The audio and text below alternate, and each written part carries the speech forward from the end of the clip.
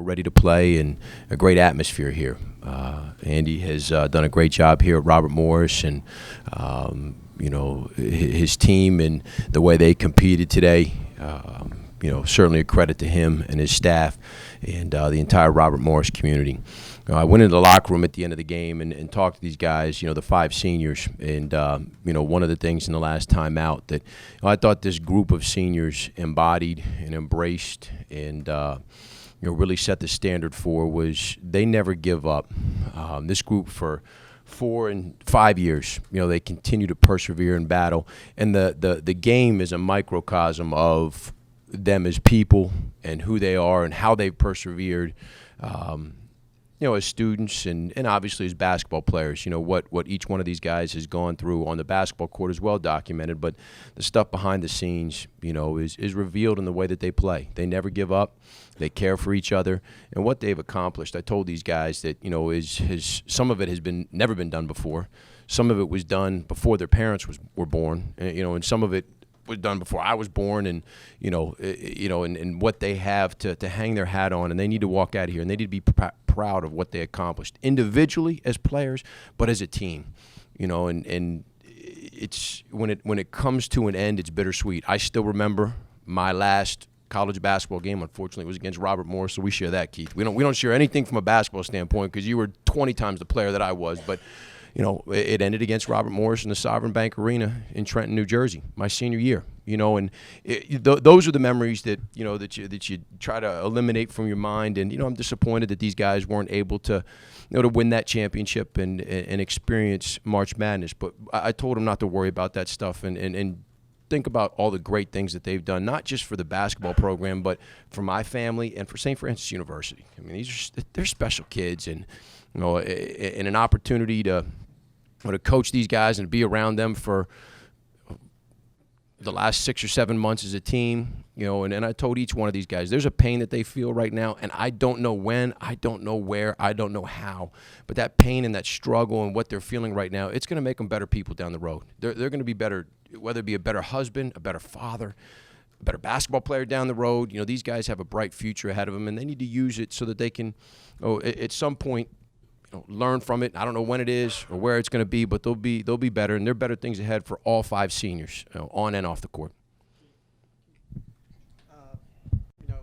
Most of the people who are going to read about this that watch this game, they're not going to be able to understand the feelings to put in all the work you guys have for some. Can you try to describe, put other people into your shoes, just what's going through your mind and heart right now? Definitely disappointment, but just proud of the way and how far this group has come. Just to be picked, third. We're targeted as an underdog, but we were just always hungry. We're just always going out there and giving it our best. I was just proud of the way our team played today. At every point in that game, we believed we could win that. Until the clock struck 0. So. I'm just proud of the way that our guys fought today. We believed, and we just stayed together throughout the whole way, no matter the ups or downs. I'm just proud of the way that we put together that game today. What had to happen for you guys to be in this to the end, to have a chance to pull this out? It didn't happen. Definitely make a couple more shots, but you can't really control that. But I'm just glad that we controlled the things that we could control. Our energy, our effort, our communication out there. So. All the things that weren't out of our reach, we tried to make sure that, we tried to control that tonight. But, a few of the things didn't go our way, and, unfortunately, we just didn't get the result we wanted.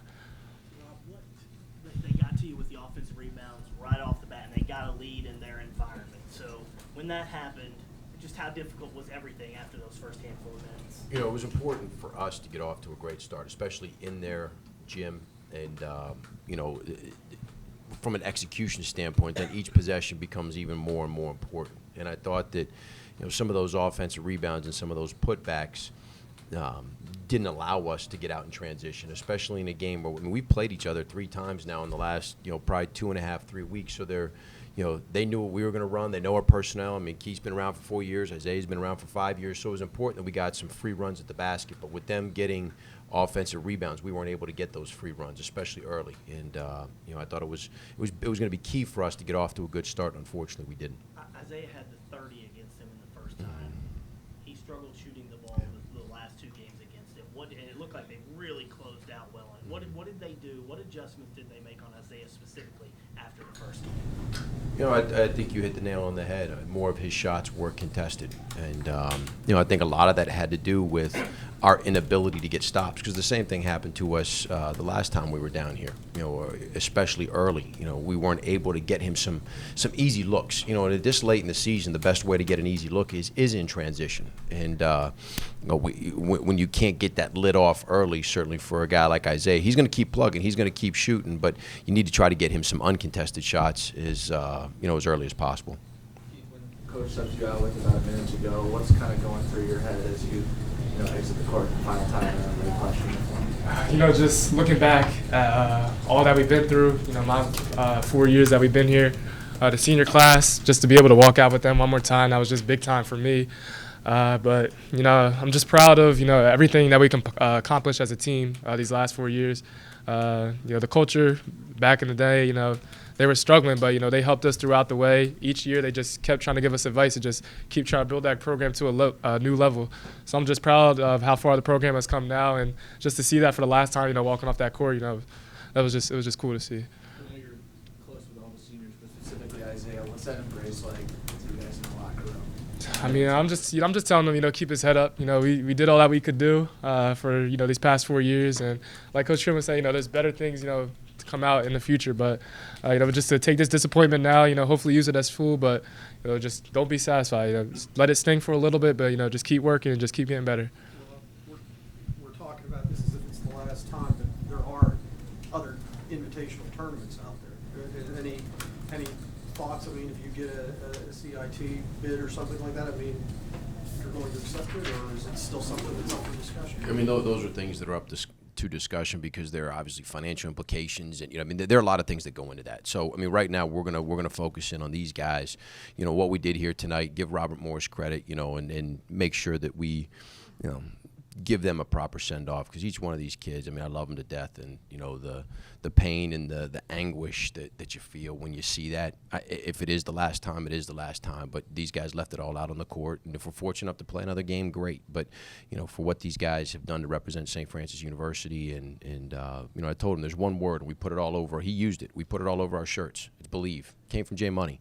But when you believe in something, when you believe you can win, you set yourself up for disappointment. You know, when you believe and have a passion, and when you care so much, you know, you're gonna have some disappointment along the ways. But you know, these guys have continued to battle, continue to fight, and you know, put us in a position to be in a championship game, and I couldn't be more proud of them. What does that set you up as far as this program moving forward? I mean, you know, have you gotten yourself to a point now where you think you could attract players, you know, and just continue to build on this and maybe take that next step? Well, they set the bar, and I told the group in there that the bar's been set. It's your job to raise it, because that's what these guys did. You know, each group that has come in, you know, a couple years back, we were answering questions about whether or not we could win at St. Francis. And now it's, you know, setting that bar high and you know, and being one of the elite programs in the Northeast Conference. And that's going to continue to be our expectation. We want excellence in all we do. So, you know, in terms of attracting players, we want people that are 2 feet in, that want to come to Loretto, Pennsylvania, that not only want to be better basketball players, but want to be better people and better students. Those are the kids that are going to thrive for us. And, you know, we're in a position right now where with these 5 seniors, what they've done to put us to raise that bar, those guys in that locker room understand where it is and what they need to do to get it to that next level. One more. Just in terms of, you know, I know when your little guys growing up, you know, you think about playing for Duke or North Carolina or something. You know, people don't think of small Division I's, mid-majors.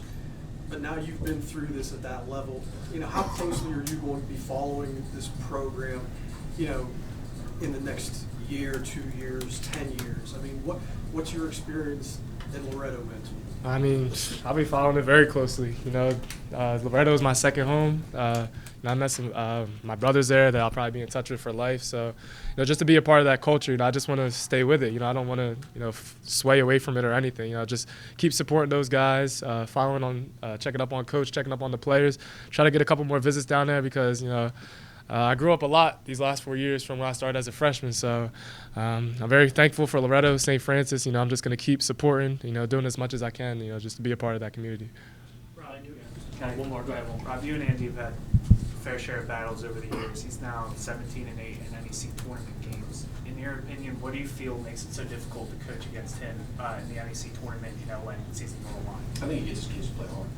That sense of urgency, and I think when you look at, the way that this tournament unfolded, they had a close one in the first round, and then, obviously their last game against LIU, they jumped on them pretty quickly. But I think the constant theme just with this team is they played hard. He gets them to play hard. They are who they are. There were no gimmicks. There was no, crazy defenses. He sticks to his guns, and he's going to defend one way, and he's going to execute one way. And I think for his team this year, one of the things that they did really, really well is they shared the ball. When you look at their numbers, I think they're second in the country in assist to field goals, and when you get them moving side to side with this particular team, they become hard to guard, especially when they're playing hard. So he's done a tremendous job with this group, and excited to see them make some noise in the NCAA tournament. All right. Thanks, guys.